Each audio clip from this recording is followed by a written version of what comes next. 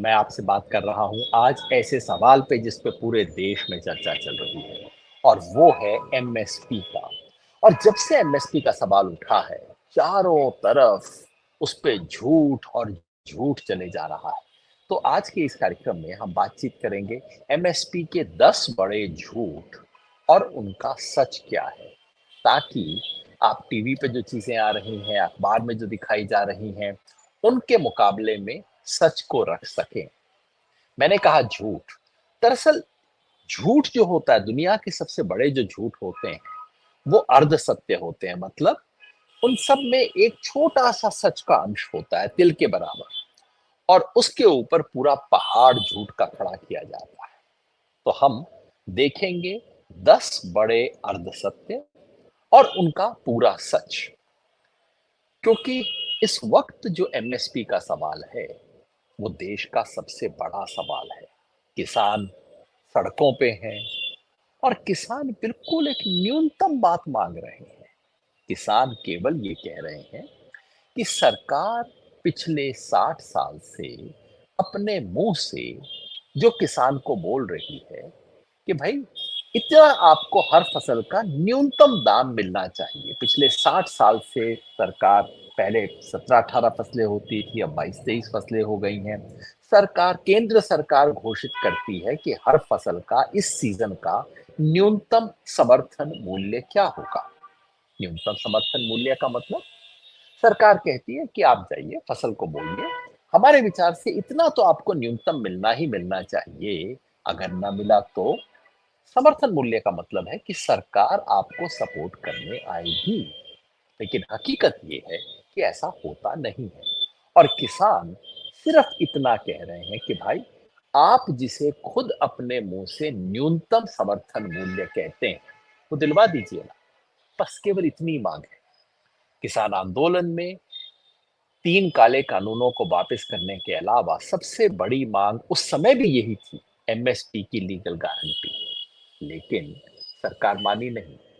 सरकार ने कमेटी बैठा दी, कुछ नहीं हुआ, ना होना था ना कुछ हुआ। इसीलिए किसान आंदोलन ने अपने प्रतिनिधि भी वहां नहीं भेजे। और आज सभी किसान वापस आ रहे हैं। अलग अलग अलग अलग राजनीतिक रुझान वाले, गैर राजनीतिक रुझान वाले, सब तरह के संगठन अब इस न्यूनतम बात पे प्रतिबद्ध है। हर एक का तरीका प्रदर्शन का अलग अलग हो सकता है, लेकिन हर एक की न्यूनतम प्रतिबद्धता इस बात पे है कि सरकार एमएसपी की कानूनी गारंटी दे। उस एमएसपी की जो कि स्वामीनाथन कमीशन के अनुसार संपूर्ण लागत का 1.5 गुना हो। जैसे ही वो बात शुरू हुई है, पूरे टीवी अखबार में सब कुछ लेख आने शुरू हो गए हैं, बड़े बड़े एक्सपर्ट आ गए, इकोनॉमिस्ट आ रहे हैं। और सारा आइडिया ये है कि लोगों को डरा दिया जाए कि भाई ऐसा कुछ होने जा रहा है जिससे पूरा देश तबाह हो जाएगा। तो एक एक करके हम देखते हैं एमएसपी के अर्ध सत्य। पहला अर्ध सत्य, स्वयं प्रधानमंत्री ने बोला था एमएसपी थी, है, रहेगी। मतलब क्या हम दे तो रहे हैं, क्या प्रॉब्लम है? कोई प्रॉब्लम है ही नहीं, सरकार तो दे रही है। इसमें सत्य क्या है? सच का छोटा सा अंश ये है, ये बात बिल्कुल सही है कि पिछले 60 साल से सरकार साल में 2 बार न्यूनतम समर्थन मूल्य की घोषणा करती है। लेकिन पूरा सच क्या है कि ये घोषणा केवल कागज पे रहती है। एमएसपी कागज पे थी, कागज पे है, कागज पर ही रहेगी अगर स्थिति ना बदली तो। इसका मतलब है ये दावा पूरी तरह से झूठ है। उसी तरह से जैसे प्रधानमंत्री ने कहा था कोई घर में घुसा नहीं है, ना घुसने दिया जाएगा इत्यादि। हकीकत ये है, सरकार के स्वयं अपने आंकड़े बार बार दिखाते हैं कि केवल 10%, एक बार शांता कुमार कमेटी ने 6% किसान बताए थे, दूसरा आंकड़ा 10% का है, कोई 15% बताता है। लेकिन सरकार का हर आंकड़ा इस बात को स्वीकार करता है कि 85% किसानों को एमएसपी के बराबर दाम नहीं मिलता। ये जो एमएसपी है, मिनिमम सपोर्ट होने की बजाय मैक्सिमम प्राइस किसान का हो गया है। सरकार के एग्रीनेट के आंकड़े में हर बार इसका जिक्र होता है कि किसानों को नहीं मिल रही है। कोई आरोप नहीं है, सरकार के हर अपने आंकड़ों में दर्ज है। सीएसीपी की रिपोर्ट हर साल बताती है कि इतने प्रतिशत किसानों को एमएसपी से नीचे मिला। तो एमएसपी केवल कागज पे है, कागज पे रहेगी। किसान कह रहे हैं कागज पे मंजूर नहीं है, हमें वास्तव में दीजिए। अब दूसरा झूठ इसका ठीक उल्टा है। ये सरकार दो मुंह से बात करती है। एक तरफ कहती है एमएसपी दे तो दी अच्छी है, दूसरी तरफ से कहती है ना ना ना, एमएसपी दी कैसे जा सकती है, ये तो एमएसपी देना तो बाजार का काम है। अब बताइए बाजार के काम में हम कैसे आ सकते हैं। तो ये इसका दूसरा अर्ध सत्य है कि बाजार भाव तय करता है। बताइए कोई सरकार का काम थोड़ा ही है। इसका पूरा सच क्या है, ये बात कोई इसमें फिर छोटा सा सच का अंश है कि बिल्कुल सही बात है। सरकार हर चीज के दाम पूरी तरह से तय करने लग जाए जैसे सोवियत संघ में हुआ करता था, वो व्यवस्था अच्छे ढंग से काम नहीं करती है। लेकिन पूरा सच क्या है, पूरा सच ये है कि दुनिया की हर अर्थव्यवस्था में, पूंजीवादी अर्थव्यवस्था में, अमेरिका में, दुनिया के हर देश में सरकारें बाजार के दाम में दखल देती हैं। जहां कुछ न्यूनतम मानवाधिकार का सवाल हो, जहां बाजार के फेल्योर का सवाल हो, जहां कुछ न्यूनतम लोगों को शोषण से प्रोटेक्शन का सवाल हो, इसीलिए न्यूनतम वेतन तय किया जाता है, इसीलिए एमआरपी तय की जाती है। नहीं तो सरकार कह देना कि हाँ भाई ठीक है, एक कैप्सूल का आप 1 लाख रुपए ले सकते हो, अगर कोई कंज्यूमर फंस जाए आपके तो ले लो 1 लाख रुपए, क्या दिक्कत है। नहीं, सरकार कहती है एमआरपी से ऊपर आप नहीं दे सकते। अगर कंज्यूमर को बचाने के लिए एमआरपी हो सकती है तो किसान को बचाने के लिए एमएसपी क्यों नहीं हो सकती। और इसकी बेहद जरूरत है, क्योंकि जब उल्टा होता है तब सरकार हमेशा दखल देती है। जैसे ही प्याज का दाम, किसी और चीज का दाम, दाल का दाम बढ़ने लगता है तो सरकार क्या कहती है, आप एक्सपोर्ट नहीं कर सकते, किस आप गोदाम में रख नहीं सकते। जिसका मतलब है कि सरकार बाजार में दखल देती है और देना पड़ता है। तो पूरा सच ये है कि रेट तय करने में बाजार और सरकार दोनों की अपनी अपनी भूमिका होती है। ये कहना कि केवल बाजार तय करेगा, न दुनिया में कभी होता है, न होना चाहिए। तीसरा अर्ध सत्य है, इसी से जुड़ा हुआ है। तीसरा अर्ध सत्य है जहां सरकार कहती है भाई ये तो हमने कर दिया, लेकिन सच्चाई ये है कि लागत का 1.5 गुना का जो फॉर्मूला है स्वामीनाथन कमीशन वाला, ये फॉर्मूला ठीक नहीं है। सरकार फुसफुसा के कहती है क्योंकि खुल तो कह नहीं सकती। खुल के कहेंगे तो लोग कहेंगे आप तो झूठ बोल रहे हो, क्योंकि प्रधानमंत्री ही देश में घूम घूम के बोल रहे हैं कि स्वामीनाथन को मैं लागू करूंगा, कांग्रेस ने लागू नहीं किया। अब आप कहते हो कि फॉर्मूला ही गलत है। क्या बताया जाता है हमें, हमें अर्थशास्त्री कहते हैं कि ये फॉर्मूला इसलिए गलत है क्योंकि अगर संपूर्ण लागत, जिसको तकनीकी भाषा में C2 लागत बोला जाता है, C2 लागत देखेंगे तो भाई उसमें किसान के अपने खेत का किराया भी शामिल हो जाएगा, रेंट भी। ये कैसे संभव है। मैं केवल एक सवाल पूछता हूं, जब किसी भी दुकान का खर्चा कैलकुलेट किया जाता है और लाला जी की अपने घर की दुकान होती है, अपनी प्रॉपर्टी होती है, तो लाला जी क्या उस दुकान का किराया अपने खर्च में नहीं जोड़ते हैं। किसी भी फैक्ट्री को जब लागत गिनी जाती है टैक्स के लिए, किसी और काम के लिए, सब्सिडी के लिए, और वो जिस जमीन पे फैक्ट्री लगी हुई है वो उसके मालिक की जमीन है, अपनी खरीदी हुई जमीन है, क्या उसका किराया शामिल नहीं होता, क्या उसकी इन्वेस्टमेंट का इंटरेस्ट शामिल नहीं होता। तो जो बात उद्योग पे लागू होती है, जो बात बाकी सब पे लागू होती है, किसान पे क्यों नहीं लागू होनी चाहिए। और वैसे भी ये स्वामीनाथन कमीशन का फॉर्मूला है, किसानों ने तय नहीं किया। और अगर स्वामीनाथन कमीशन इतना ही गलत कह रहा था तो मोदी जी आप पूरी दुनिया में जाके डुगडुगी क्यों पीटते थे कि कांग्रेस ने लागू नहीं किया, मैं लागू कर दूंगा। पुरानी बातें छोड़ दीजिए। अगर स्वामीनाथन इतना ही गलत कहते थे तो भाई उनको भारत रत्न क्यों दे रहे हो। एक तरफ भारत रत्न दे रहे हो, दूसरी तरफ कह रहे हो कि नहीं नहीं, जो उन्होंने बातें कही थी बेकार थी। किस तरह का ये दोहरा चरित्र है। चौथा अर्ध सत्य इसी से जुड़ा हुआ जो है सरकार की, अगला दावा जो सरकार का होता है कि किसान केवल 23 फसलों की गारंटी चाहते हैं। पलट के किसान पे कहा जाता है अरे बताइए तो, फसलें तो और भी हैं, फल हैं, सब्जी हैं, दूध है, अंडा है, आप सिर्फ 23 को क्यों चाहते हैं।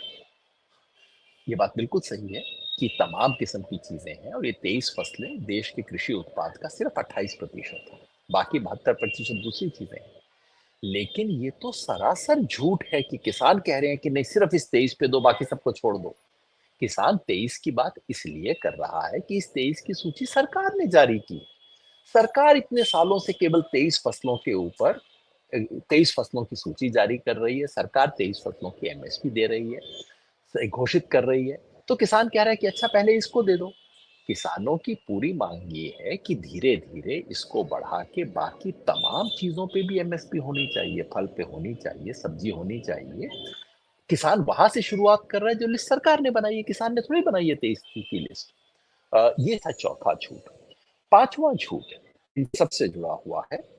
5वां झूठ सरकार कहती है कि एमएसपी तो सिर्फ पंजाब और हरियाणा की मांग है। पूरा प्रचार इस पे चल रहा है कि ये तो खाली पंजाब हरियाणा का खेल है एमएसपी।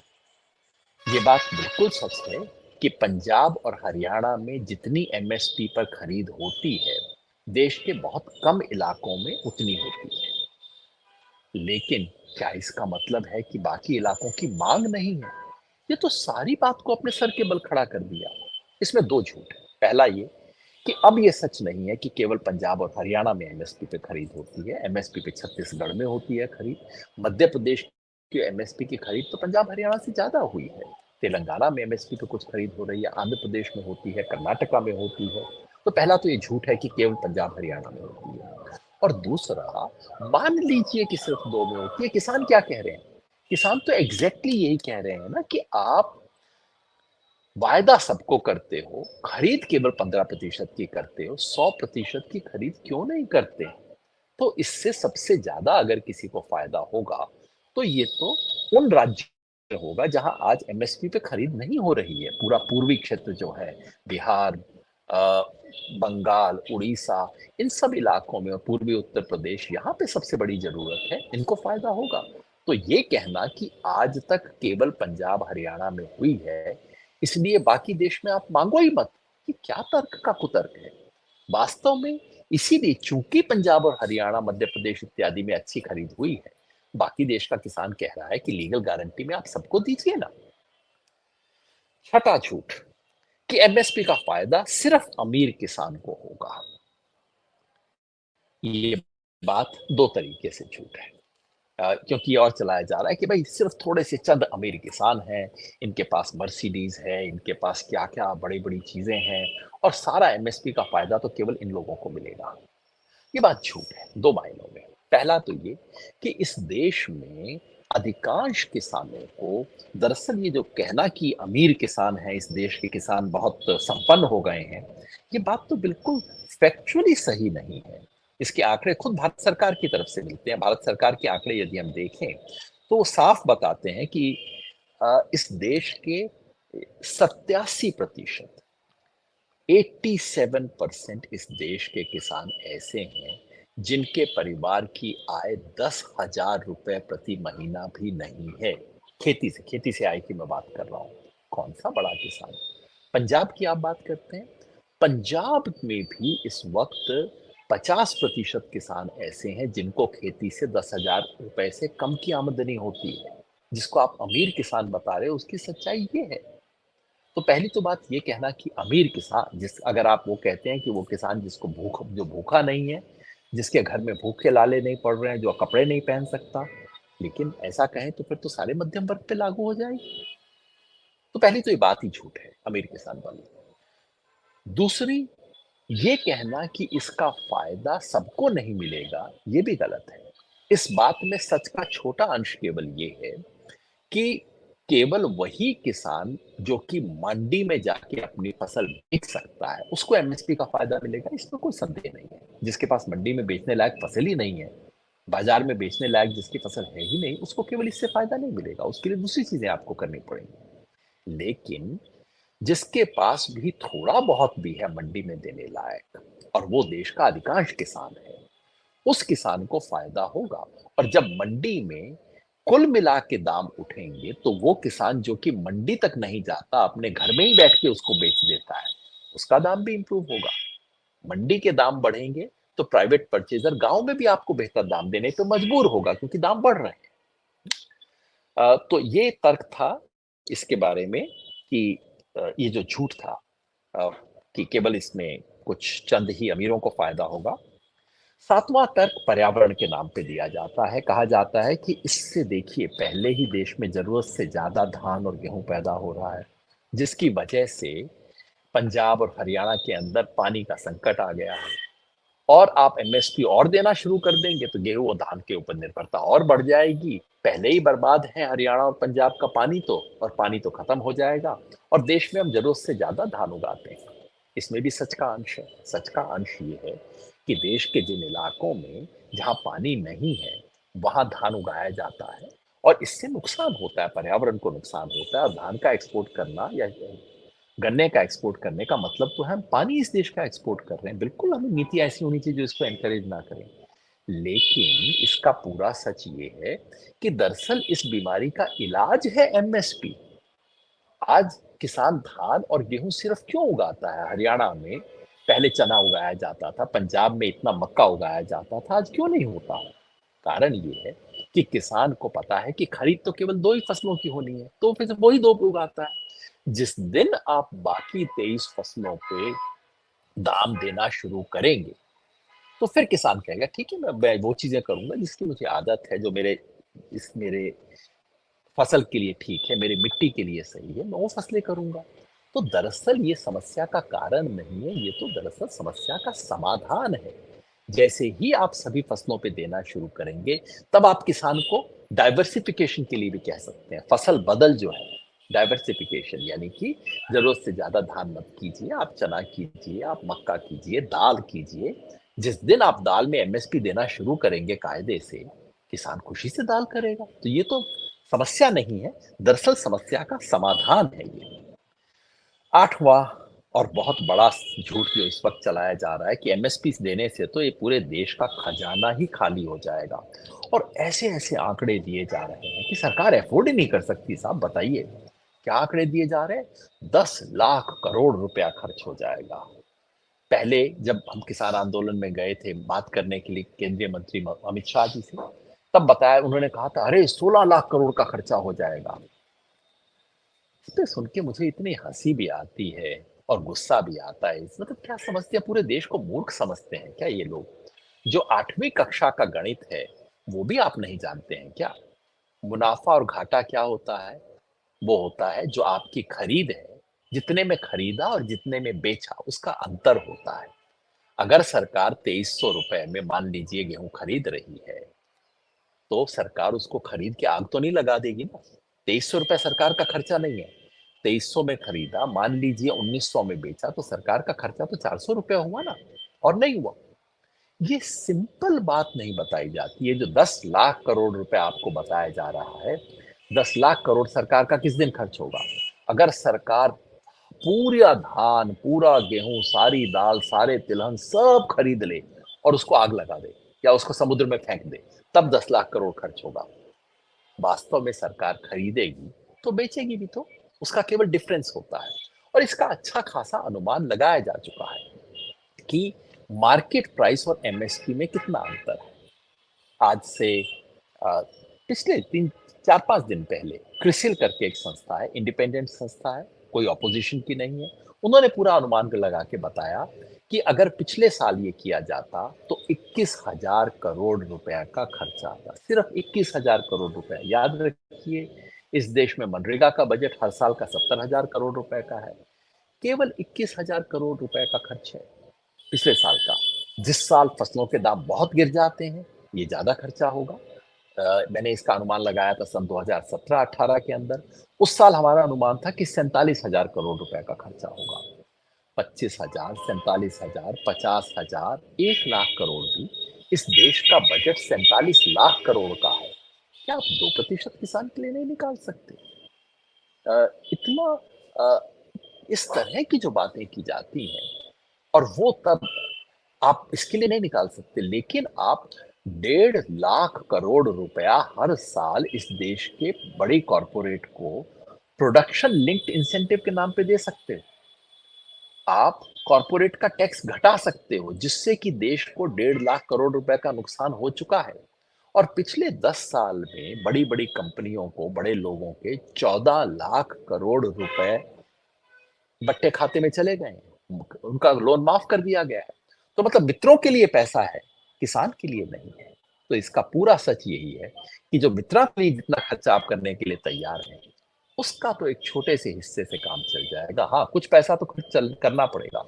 किसान को एमएसपी देनी है तो जेब में तो हाथ डालना पड़ेगा, खाली शब्दों से नहीं मिलेगी एमएसपी, लेकिन वो खर्च इतना छोटा है।